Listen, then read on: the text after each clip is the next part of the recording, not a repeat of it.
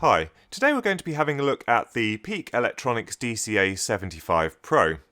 This is another device from Peak Electronics in the UK, and this is a semiconductor analyzer for testing and analysing 2 and 3 pin semiconductor devices. The way it works is you attach your component to the 3 clips that are attached to the device, or just 2 of the 3 clips if it's only a 2-pin semiconductor device.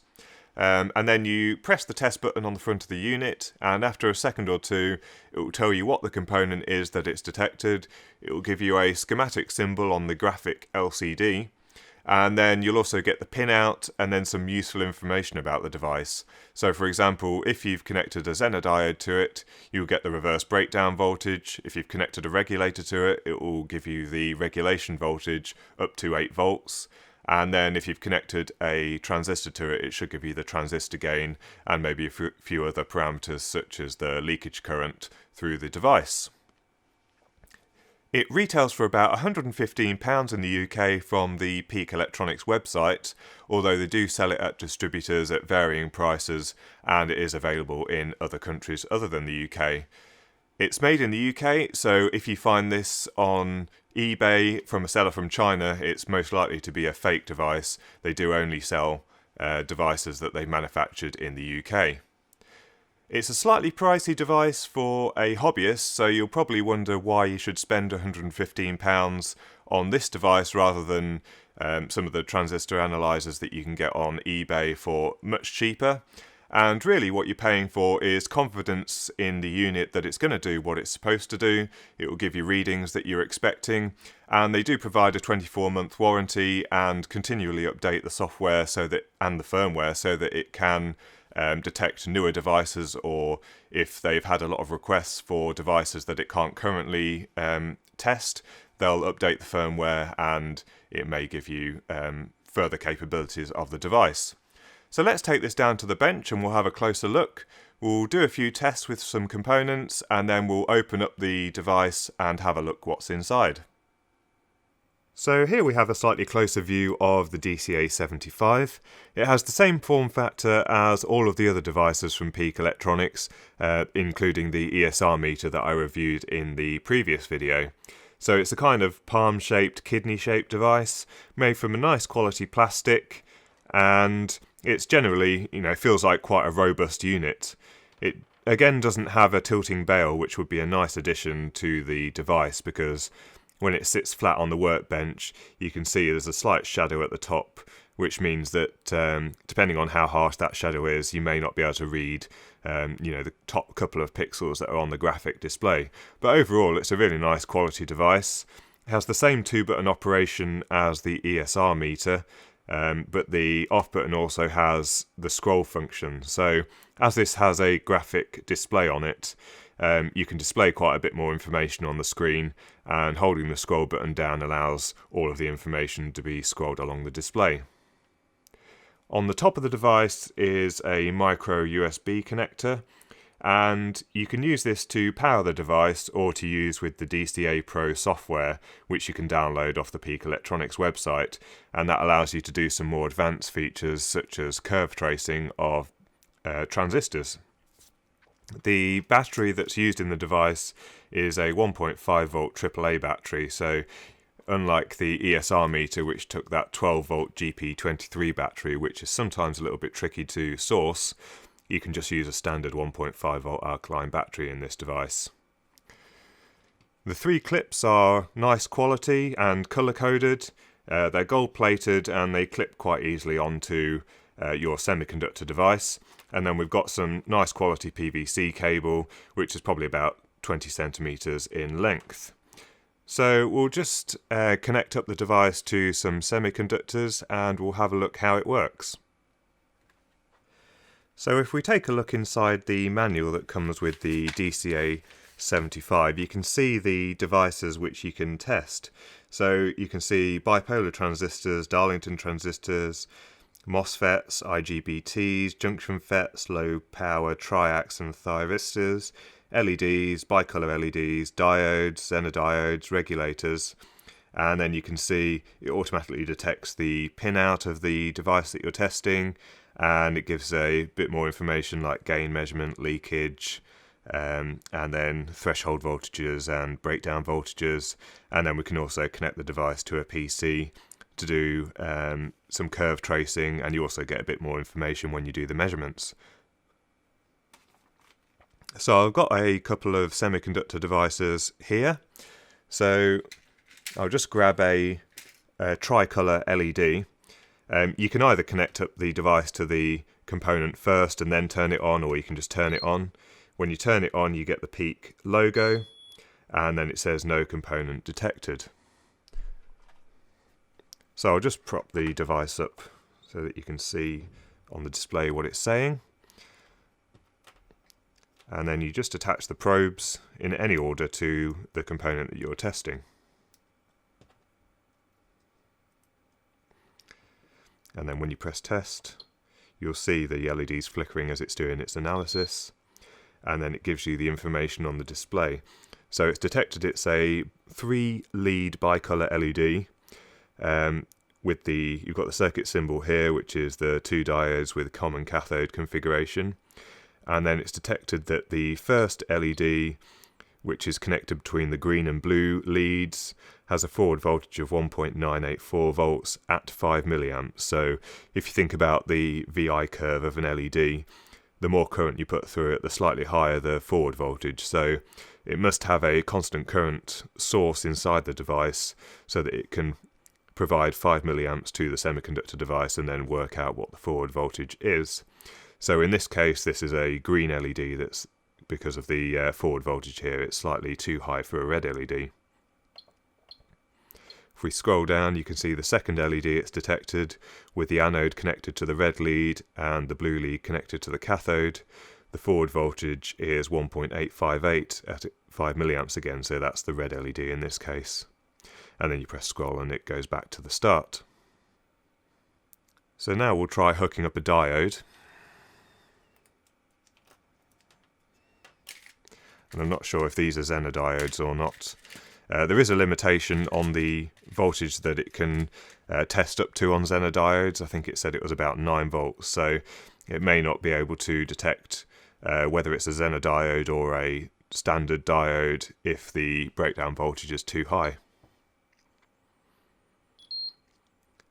So you can see on this device it's just detected it's a normal diode with the anode connected to the red lead and the cathode connected to the blue lead, and the forward voltage at 5 milliamps is 0.58 volts, and then there's no other information to scroll through. So these are Zener diodes, and I think these are 5.5 volt Zener diodes, so if we hook those up we can see what happens.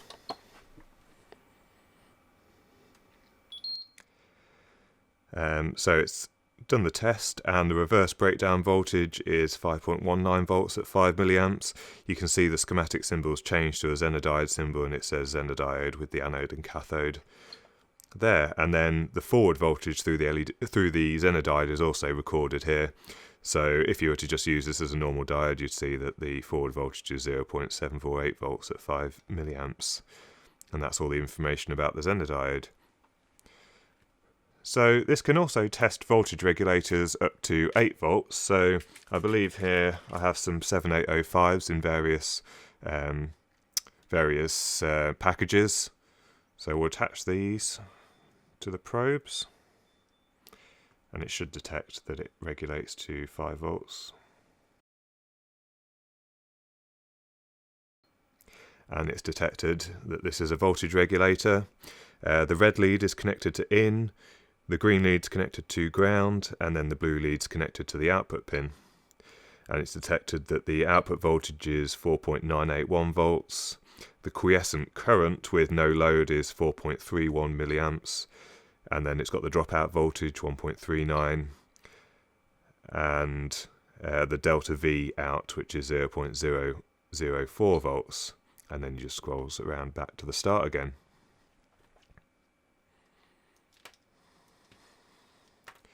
Next we'll test some NPN transistors. These are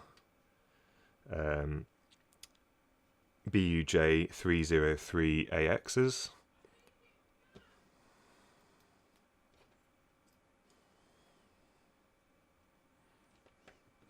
And again, we'll run the test. And it's detected that this is an NPN bipolar transistor.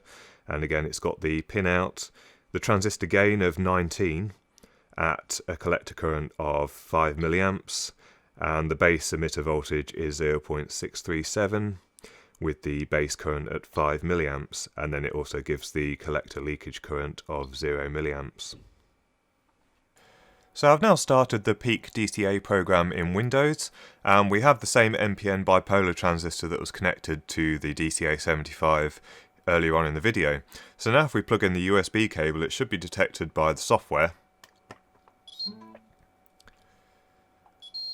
And after it's completed the analysis, you can see that the details of the transistor appear on the first tab of the software. So we have the schematic symbol with the color coding, and then we have the information about the transistor. The more useful functions of the DCA Pro software are the curve tracing functions, and in a future tutorial I'm going to do a full-on tutorial on transistors, so a lot of these tracers will make a lot more sense after those videos, but we'll start with the bipolar IC/VCE tab. And what this is basically the output characteristic of the bipolar transistor. So at first approximation, you'd normally assume that the collector current is determined only by the base current and beta. So you may be familiar with the formula IC equals beta IB. And in an ideal sense, we'd hope that this characteristic is independent of the collector emitter voltage.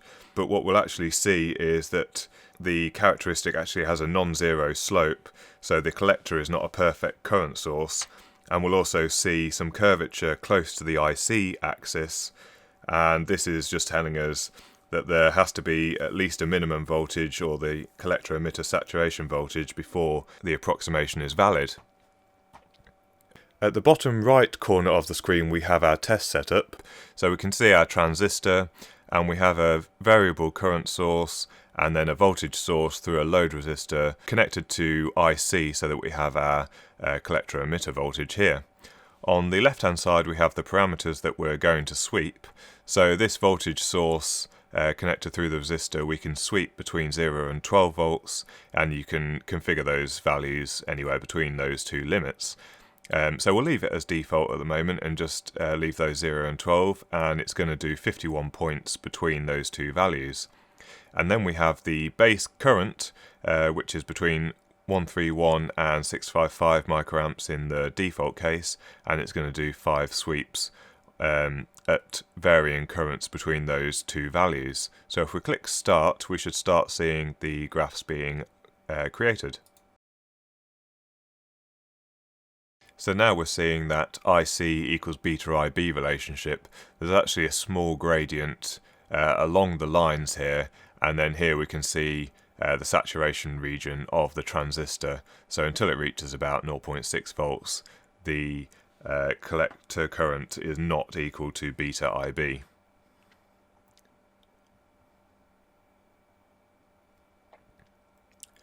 Next we have another tab which gives us our transistor gain as a function of the collector emitter voltage, and we're varying the base current again. So if we click start, it's got the same schematic diagram.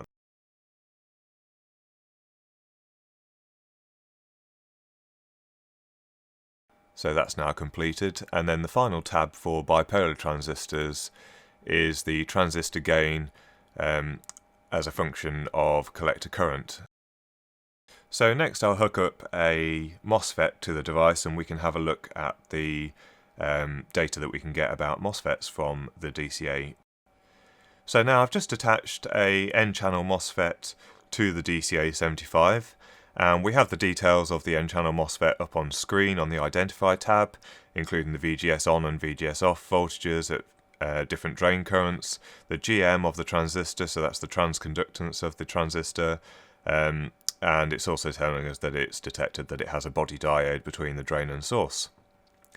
So for the MOSFETs we have a couple of different tabs for curve tracing. So here we have the MOSFET ID /VDS characteristic. So we have the circuit that the DCA75 is effectively putting the transistor into, and then we have the parameters that we can sweep again on the left hand side. So if we click start, it will start tracing those curves out. So here we have our classic MOSFET characteristic curve, and I'll just put up a quick screenshot from the Art of Electronics edition 3 which shows what the ideal graph looks like. And then we have our curve tracing for the drain current against the gate source voltage, and then we'll just do one final test with a Zener diode before we take the unit apart. So now we have our Zener diode connected. We can clear the MOSFET tabs and test. And again, that's detected our Zener diode correctly with the reverse and forward voltages here. And we can do a curve trace for our PN junction. So we've got the forward bias option at the bottom left here, so this should be our standard classic diode IV characteristic. And then if we switch to reverse bias, we should see the breakdown voltage of the Zener diode at about 5.1 volts. So that just gives a bit of background as to how the DCA Pro software can be used with the DCA75. So now let's take the device apart and have a look what's inside. Right, so let's have a look inside the unit.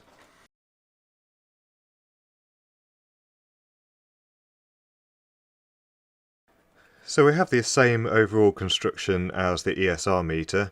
This time we've got a graphic LCD on the front of the unit. We've got the same two tactile switches and the same piezo buzzer. On the left you can see the in-circuit programming header for the microcontroller, and then we have the AAA battery which is mounted through the PCB. Then if we have a look on the back, I'll just place this down and zoom in. So in the centre of the PCB we have the microcontroller. This is a PIC 18F47J53 with a USB 2 peripheral, and it's also an XLP part, so it has an extra low power standby mode. As this device has no hard power on or off button, it just uses a key on the front of the device, so it'll be waking up every second or so, or even waking up on an interrupt as soon as it detects that the front panel button has been pressed, and all of the time it's just in a deep sleep mode. It also has 3 comparators and a 12-bit ADC which it'll be using to get some nice high resolution voltage readings from the semiconductor that's connected. Just to the right of it we've got some 7.4 series logic, so this is a 74HC4094, and this is a shift register. And I imagine what they're using this for is just to get some extra outputs from the microcontroller.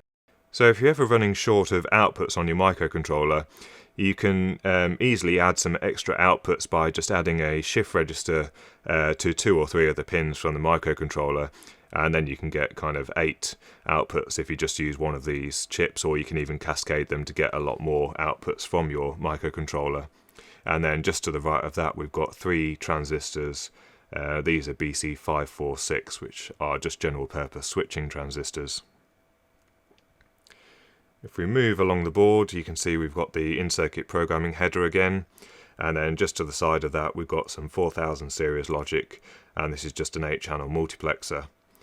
To the left of that we've got a quad rail-to-rail op-amp. This is an MCP6H04. This is a nice low noise part. And then just to the left of that we've got an MCP4728, which is a quad 12-bit I2C DAC, and they're probably using this to generate the constant currents for the various tests that we want to do on the semiconductor devices.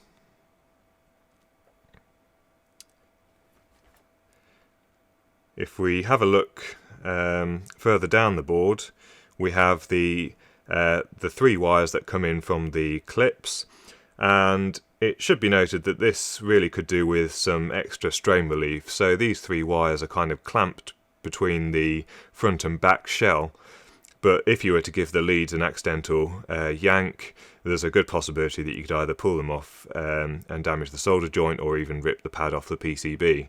So I'd like to see something around there just to give a bit of extra strain relief. And then if we see here, we've got 3 diodes, and these are BAV99 dual diodes, so there's 2 diodes in each package, and almost certainly what they're using these for is to clamp the inputs to the supply rails on the PCB, so that if the input voltage is either negative or at 1 voltage drop above the supply voltage on the PCB, it just clamps the inputs to those rails and stops any damage to any of the electronics on the PCB. And this is quite a common technique, and in fact typical of a lot of the inputs and outputs on the microcontrollers. And then just to the right of that, we've got these 3 identical chips. These are DG442 quad analog switches. So one of the advantages of this semiconductor analyzer is that you can connect your component to the 3 leads in any order. So I imagine these are just being used so it can do a test and switch the constant current sources in and out on each different lead of the semiconductor that you're connecting to it, and it just simplifies the configuration, because if for example there's just 2 constant current sources and another one being used to sample the voltages, you can just switch those 3 elements in and out on each of the leads and basically work out how the device is connected. If we then move up the PCB slightly, on the left hand side we have all of the power electronics. So it's quite clear here that there's a boost regulator. So the 1.5 volts is being stepped up to 5 volts for all of the electronics on the board, and you can see the DC to DC, a small cap here, the inductor, the electrolytic and the diode here. But then underneath that there's another DC to DC with some more parts around it. So I think what this is being used for is a variable voltage DC to DC converter. So if you recall from some of the tests that we were doing on the DCA software on the PC, we were able to sweep the voltage for some of the tests between 0 and 12 volts. So they're probably using 1 channel of the DAC here to control the output voltage of this DC to DC here, and we can, sweep that voltage between 0 and 12 volts, and then they're probably using the other 2 as the constant current sources for analysing the semiconductor that's connected to the leads. So the construction of this device again is really top class. The soldering is really good quality. They've used high quality parts throughout, so we've got fully branded parts, the microchip, microcontroller, the DAC, and then we've got some Texas Instruments logic around the board. The board's nice quality, again milled out nice and smooth, and the display looks to be a nice high quality part. The buzzer's a King State buzzer, which is a premium piezo buzzer part, and just generally it seems like a really well built piece of equipment. So I hope you enjoyed that review and teardown of the DCA75 Pro from Peak Electronics. It's quite an expensive device for the hobbyist if you don't really do any repair work. So at £115, if you're just using it to identify components in your part bin that have the part number rubbed off, or you just want to quickly get the pin out without having to go on the internet, it's probably a slightly expensive investment. But if you do any kind of repair work, it really saves time with identifying faulty components, or if you decide that you need to change a part out for a bigger part that can dissipate more power, you can quickly go through your parts bin and try and find one with similar characteristics and then replace that part. So it's been particularly handy for quite a few bits of repair work that I've done in the past 3 or 4 months, but I do acknowledge it is quite an expensive part for the hobbyist. They do sell cases for these devices, so if you use them in the field a lot, that on-off button can get pressed quite easily, and it would benefit from a hard on-off button rather than allowing the battery to go flat if you accidentally do press that button. But they do sell cases, and in fact they do sell kits, so you can buy 2 of the devices with a carry case, and I think it saves you about £16. So I think they do the component analyzer and the LCR meter together for around £200, which is actually quite a good price, and I'm hoping to get hold of the LCR meter next for a further review, and also just for my own purposes in the lab. So if you enjoyed that video and don't want to miss out on more, please subscribe, don't forget to give a thumbs up, and thanks for watching.